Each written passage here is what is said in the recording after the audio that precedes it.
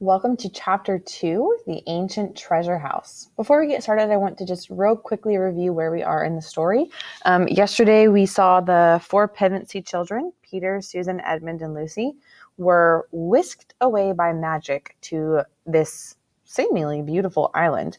And they're not exactly sure where they are, but they were able to find a stream. They were able to eat the sandwiches that they had packed for school, or as they were leaving to go to school for the semester. And so hopefully today we'll find out where they are. We know they had just found an apple orchard and they're kind of adventuring around there, but they're still not sure where they've landed. Chapter 2, The Ancient Treasure House. This wasn't a garden, said Susan presently. It was a castle, and this must have been the courtyard. I see what you mean, said Peter. Yes, that is the remains of a tower. And there is what used to be a flight of steps going up to the top of the walls. Oh, and look at those other steps, the broad, shallow ones, going up to that doorway. It must have been the door into the great hall. Ages ago, by the look of it, said Edmund. Yes, ages ago, said Peter. I wish we could find out who the people were that lived in this castle, and how long ago. Okay, so you're trying to envision the four children are kind of adventuring around, looking around, and they come across this old abandoned building. It's crumbling all around. The windows and floors and bricks are cracked, probably weeds growing everywhere. But from the basic structure of it, the children can tell that it was probably at one time a castle. And remember, the four children used to be kings and queens of Narnia back before they were transported back to the real world, when they had reigned in The Lion, the Witch, and the Wardrobe. So they're pretty familiar with what castles look like. Oh, it gives me a queer feeling, said Lucy, meaning weird. Does it, Lou? Said Peter, turning and looking hard at her. Because it does the same to me. It is the queerest thing that has happened this queer day. I wonder where we are and what it all means. While they were talking, they had crossed the courtyard and gone through the other doorway into what had once been the hall. This was now very like the courtyard, for the roof had long since disappeared, and it was merely another space of grass and daisies, except that it was shorter and narrower, and the walls were higher. Across the far end there was a kind of terrace about 3 feet higher than the rest. I wonder, was it really the hall? Said Susan. What, that terrace kind of thing? Why, you silly, said Peter, who had become strangely excited. Don't you see? That was the dais, or like the balcony, the courtyard, the, what's the word I'm looking for? The balcony, the courtyard, the fencing or railing or something, where the high table was, where the king and the great lords sat. Anyone would think you had forgotten that we ourselves were once kings and queens and sat on a dais just like that in our great hall. Okay, so imagine this really long table, almost like a dining room table. Think like if you've ever seen anything with King Arthur or Camelot, I think of like a really long banquet type dinner table with incredibly beautiful and massive royal looking chairs on one end for the kings and queens. Ah, in our castle of Cair Paravel. Now, Cair Paravel is the castle that they reigned in back when they were kings and queens of Narnia, continued Susan in a dreamy and rather sing-song voice, at the mouth of the great river of Narnia. How could I forget? Oh, how it all comes back, said Lucy. We could pretend we were in Cair Paravel now. This hall must have been very like the great hall we feasted in. But unfortunately without the feast, said Edmund. It's getting late, you know. Look how long the shadows are. Haven't you noticed that it isn't so hot? We shall need a campfire if we've got to spend the night here, said Peter. I've got matches. Let's go and see if we can collect some dry wood. Everyone saw the sense of this, and for the next half hour they were busy. The orchard through which they had first come into the ruins turned out not to be a good place for firewood. They tried the other side of the castle, passing out of the hall by a little side door into a maze of stony humps and hollows, which must once have been passages and smaller rooms, but was now all nettles and wild roses. Beyond this, they found a wide gap in the castle wall and stepped through it into a wood of darker and bigger trees, where they found dead branches and rotten wood and sticks and dry leaves and fir cones in plenty. They went to and fro with bundles until they had a good pile on the dye. At the fifth journey, they found the well just outside the hall, hidden in weeds, but clean and fresh and deep when they had cleared these away. So they found a well, as in they found a really deep hole in the ground where they could get fresh water. The remains of a stone pavement ran halfway around it. Then the girls went out to pick some more apples, and the boys built a fire on the dye, and fairly close to the corner between two walls, which they thought would be the snuggest and warmest place. They had great difficulty in lighting it and used a lot of matches, but they succeeded in the end. Finally, all four sat with their backs to the wall and their faces to the fire. They tried roasting some of the apples on the ends of sticks, but roast apples are not much good without sugar, and they're too hot to eat with your fingers till they are too cold to be worth eating. So they had to content themselves with raw apples, which, as Edmund said, made one realize that school suppers weren't so bad after all. So kind of the running joke, especially in boarding schools and universities, is that cafeteria food isn't always the best, especially when they're having to feed so many people at one time. It's usually pretty cheap. It's not the exquisite meals that you would like to have. But after eating only raw apples all day, those school suppers were seeming not quite as bad as what they were having right now. "Oh, I shouldn't mind a good thick slice of bread and margarine this minute," he added. Margarine is a type of butter, so like a piece of bread and butter. But the spirit of adventure was rising in them all, and no one really wanted to be back at school. Shortly after the last apple had been eaten, Susan went out to the well to get another drink. When she came back, she was carrying something in her hand. "Look," she said in a rather choking kind of voice. I found it by the well." She handed it to Peter and sat down. The others thought she looked and sounded as if she might be going to cry. Edmund and Lucy eagerly bent forward to see what was in Peter's hand, a little bright thing that gleamed in the firelight. "What? I'm jiggered," which we know from our vocab means surprised, said Peter, and his voice also sounded queer. Then he handed it to the others. All now saw what it was.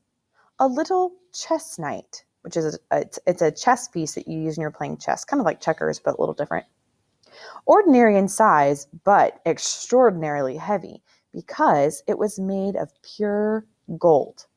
All right, pause. If you find a little game piece made of pure gold, that must mean someone rich used to live there, which would fall in line with their castle theme. Not only was it made of pure gold, and the eyes in the horse's head were two tiny little rubies, or rather one was, for the other one had been knocked out. "Why," said Lucy, "it's exactly like one of the golden chessmen we used to play with when we were kings and queens at Casparavel." Okay, so all of a sudden they find this chess piece that looks exactly like one of the pieces they had in one of their chess games when they were kings and queens. "Cheer up, Sue," said Peter to his other sister. I can't help it," said Susan. "It brought back, oh, such lovely times. And I remembered playing chess with fauns and good giants and the mer people singing in the sea. Oh, and my beautiful horse and... "Now," said Peter in a quite different voice, "it's about time we four started using our brains." All right, so right up here, we see Susan kind of daydreaming, thinking back to the good times. "Oh, back when we were kings and queens, we had such wonderful times, and I could play games all day. I would play chess with the mer people, and I had a beautiful horse." And all of a sudden, Peter jumps in and says, "Okay, stop daydreaming. We need to start thinking and problem solving here." Okay, so he's kind of calling her back to reality. It's about time we four started using our brains. Well, what about? Asked Edmund. Well, have none of you guessed where we are? Said Peter. Go on, said Lucy. I felt for hours that there was some wonderful mystery hanging over this place. Fire ahead, Peter, said Edmund. We're all listening. We are in the ruins of Cair Paravel itself, said Peter. But, I say, replied Edmund, how do you make that out? This place has been ruined for ages. Look at all those big trees growing right up to the gates. Look at the very stones. Anyone can see that nobody has lived here for hundreds of years. I know, said Peter. That is the difficulty. But let's leave that out for the moment. I want to take the points one by one. First point, this hole is exactly the same shape and size as the hole at Cair Paravel. Just picture a roof on this, and a colored pavement instead of grass, and tapestries on the walls, and then you get our royal banqueting hall. No one said anything. Second point, continued Peter. The castle well is exactly where our well was, a little to the south of the great hall, and it is exactly the same size and shape. Again, there was no reply. Okay, so what we're seeing here, Peter's trying to prove that they are actually in Cair Paravel. So first he says, okay, well, hold on. First of all, the Great Hall is exactly the same size and shape as the one at Cair Paravel was. Secondly, the well where we go and get our water is in the exact same place, and it looks the exact same, it's the exact same shape. And the other children are starting to think, he might be right. Third point, Susan has just found one of our old chessmen, or something as like one of them as two peas. Okay, if you've ever heard the phrase, you guys are like two peas in a pod, meaning you're like exact twins, that's what he's saying here. Susan just found one of our old chess pieces, and if it's not one of ours, it's an identical copy of one. What are the odds of that? Still nobody answered. Fourth point. Don't you remember? It was the very day before the ambassadors came from the King of Calormen. Don't you remember planting the orchard outside the north gate of Cair Paravel? The greatest of all the wood people, Pomona herself, came to put good spells on it. It was those very decent little chaps, the moles, who did the actual digging. Can you have forgotten that funny old Lily-Gloves, the chief mole, leaning on his spade and saying, "Believe me, your majesty, you'll be glad of these fruit trees one day." And by Jove, he was right. "Oh, I do, said Lucy, and clapped her hands. But look here, Peter, said Edmund. This must be all rot. To begin with, we didn't plant the orchard slap up against the gate. We wouldn't have been such fools. Okay, so Edmund says, hold on, Peter. Yes, we planted an orchard, but the trees are much closer to the gate than we would have planted them. So how do you explain that? And Peter says, no, of course not, said Peter, but it has grown up to the gate since. Well, and for another thing, said Edmund, Cair Paravel wasn't on an island. Yes, I've been wondering about that, but it was a peninsula, jolly nearly an island.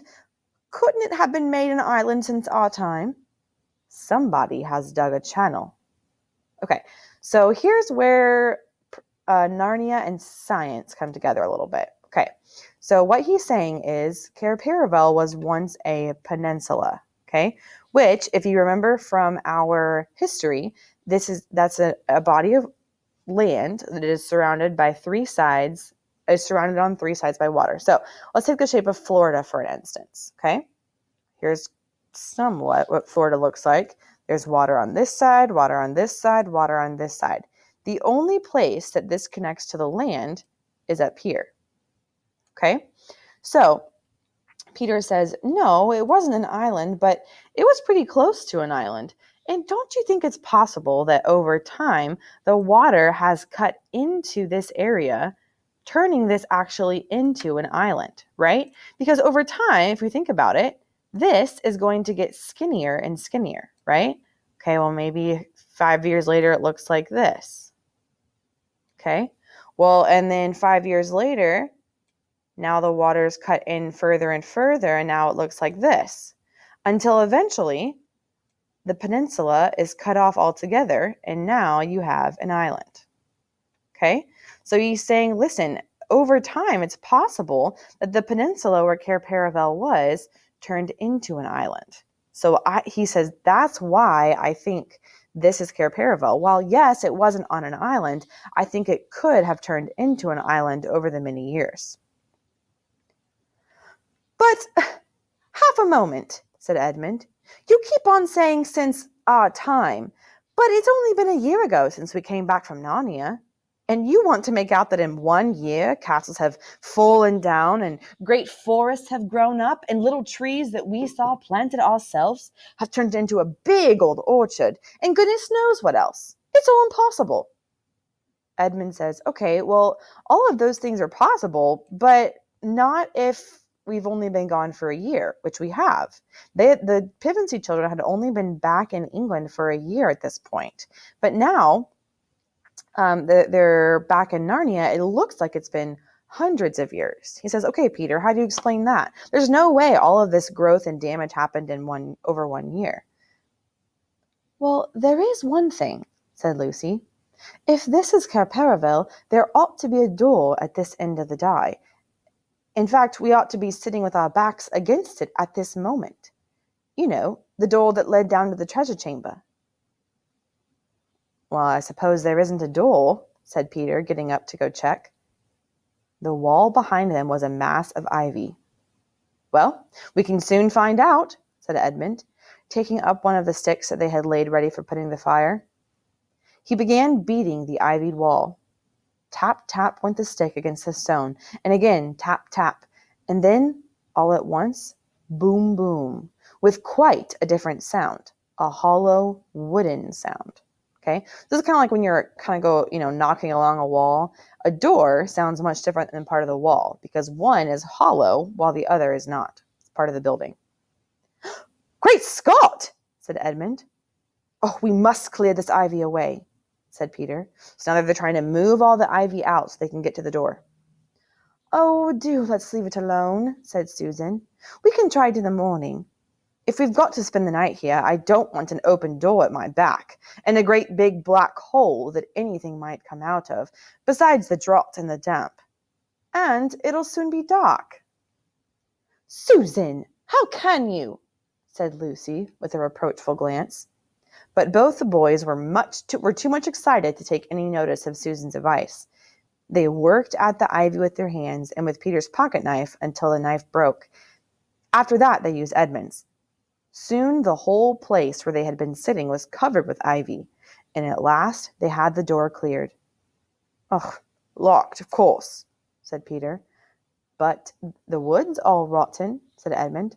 We can pull it to bits in no time, and it will make extra firewood. Come on. It took them longer than they had expected, and before they had done, the great hall had grown dusky, and the first star or two had come out overhead. Susan was not the only one who felt a slight shudder as the boys stood above the pile of splintered wood, rubbing the dirt off their hands and staring into the cold, dark opening they had made. Now, for a torch, said Peter, clearly preparing to go and venturing into this dark hole and figure out what it is. And Susan says, oh, what is the good? Said Susan. And as Edmund said, well, I'm not saying it now, Edmund interrupted. I still don't understand, but we can settle that later. I suppose you're coming down, Peter? We must, said Peter. Cheer up, Susan. It's no good behaving like kids now that we are back in Narnia. Aha, here we see Peter is convinced they're back in Narnia, but the others, they're not quite convinced yet. It's no good behaving like kids now that we're back in Narnia. You're a queen here. And anyway, no one could go to sleep with a mystery like this on our minds. They tried to use long sticks as torches, but this was not a success. If you held them with the lighted end up, they went out. And if you held them the other way, they scorched your hand and the smoke got in your eyes. In the end, they had to use Edmund's electric torch. Okay, we're going to see this a couple times, but the electric torch is really a flashlight. Okay, which had made its way with Edmund from the real world when the magic whisked them away. Luckily, it had been a birthday present for less than a week ago, and the battery was almost new. He went first with the light. Then came Lucy, then Susan, and Peter brought up the rear. "I've come to the top of the steps," said Edmund. "Well, count them," said Peter. "1, 2, 3, said Edmund, and as he went cautiously down, and so up to 16 steps. "And this is the bottom," he shouted back. "Then it really must be Cape said Lucy. "There was 16. Nothing more was said till all four were standing in front in a knot together in front at the foot of the stairway. Then Edmund flashed his torch slowly around. "Ooh," said all the children at once. For now all knew that it was indeed the ancient treasure chamber of Cair Paravel, where they had once reigned as kings and queens of Narnia. There was a kind of path up the middle, as it might be in a greenhouse, and along each side at intervals stood rich suits of armor, like knights guarding the treasures.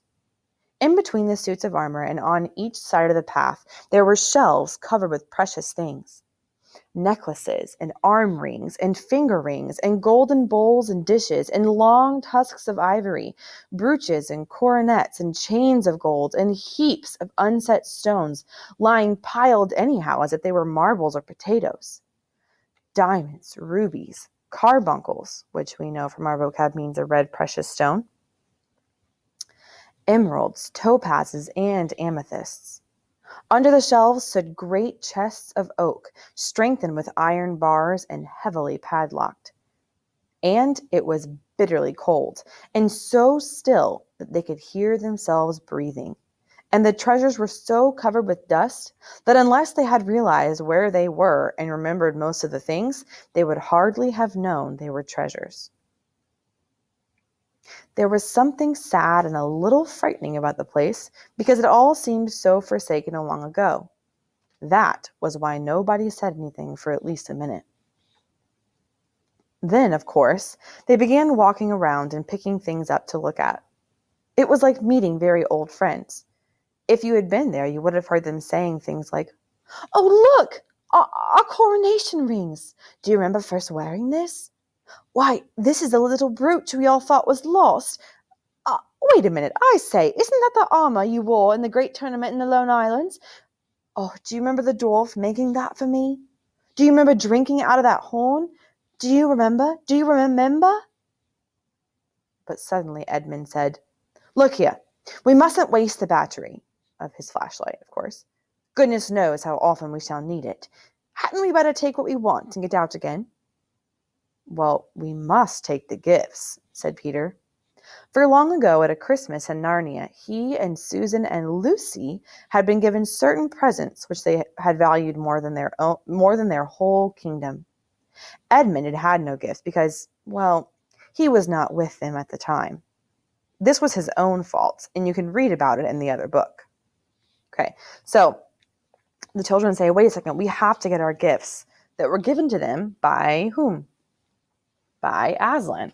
Okay, he had given each of the children special gifts except for Edmund, because if you've read The Lion, the Witch, and the Wardrobe, you remember that Edmund at that time was working with the evil side. He had gone to help the White Witch because she had tricked him into helping him for some Turkish delight. Anyways, if you haven't read that, you're welcome to read about it in the first book. But the point is that the three children, Peter, Susan, and Lucy, had special gifts given to them by Aslan, but Edmund did not have one. They all agreed with Peter and walked up the path to the wall at the far end of the treasure chamber. And there, sure enough, the gifts were still hanging. Lucy's was the smallest, for it was only a little bottle, but the bottle was made of diamond instead of glass. And it was still more than half full of the magical cordial, which is like a magical medicine almost, which would heal almost every wound and every illness. Okay, this was Lucy's gift from Aslan. She had a little bottle filled with a liquid that would heal any kind of illness and every wound, like a magical medicine given to her by Aslan. Lucy said nothing and looked very solemn as she took her gift down from its place and slung the belt over her shoulder and once more felt the bottle at her side where it used to hang in the old days. Susan's gift had been a bow and arrows and a horn. The bow was still here, and the ivory quiver, full of well-feathered arrows, but, "Oh, Susan," said Lucy, "where's the horn?" Okay, so she's found her bow and arrows, but she can't find her horn. "Oh, bother, bother, bother," said Susan, after she had thought for a moment. "I remember now. I took it with me the last day of all, the day we went hunting the white stag. It must have got lost when we blundered back into that other place. Well, England, I mean." Okay, so Susan had had it with her on their very last day in Narnia before they were brought back to England in the real world. And in the kind of hustle and bustle of bringing them back to the real world, she must have dropped it. Edmund whistled. It was indeed a most shattering loss, for this was an enchanted horn, and whenever you blew it, help was certain to come to you wherever you were. Okay, so Susan's gifts, the bow and arrow, its magical, not magical, but its gifted power from Aslan was that it would never miss. And then her horn it had a gifted power from Aslan as well, that whenever you blew it, help was certain to come to you, no matter where you were. "Oh, well, that's just the sort of thing that might come in handy in a place like this," said Edmund. "Oh, never mind," said Susan. "I've still got the bow." And she took it. "Won't the string be perished, Sue?" said Peter. So he says this because obviously it looks like the whole room has been rotting and collecting dust for years and years and years and years and years. So Peter says, "Don't you think that string on your bow is rotted by now?" But whether by some magic in the air of the treasure chamber or not, the bow was still in working order. Archery and swimming were the things Susan was good at. In a moment she had bent the bow, and then she gave one little pluck to the string. It twanged, a chirruping twang that vibrated through the whole room. And that one small noise brought back the old days to the children's minds more than anything that had happened yet. All the battles and hunts and feasts came rushing into their heads together. Then she unstrung the bow again and slung the quiver at her side. Next, Peter took down his gift, the shield with the great red lion on it, and the royal sword. He blew and rapped them on the floor to get off the dust. He fitted the shield on his arm and slung the sword by his side. He was afraid at first that it might be rusty and stick to the sheath, but, of course, it was not so. With one swift motion he drew it and held it up, shining in the torchlight. "It is my sword, Rendon," he said. "With it I killed the wolf." There was a new tone in his voice, and the others all felt that he really was Peter the High King again. Then, after a little pause, everyone remembered that they must save the battery. They climbed the stair again and made up a good fire and lay down close together for warmth. The ground was very hard and uncomfortable, but they fell asleep in the end.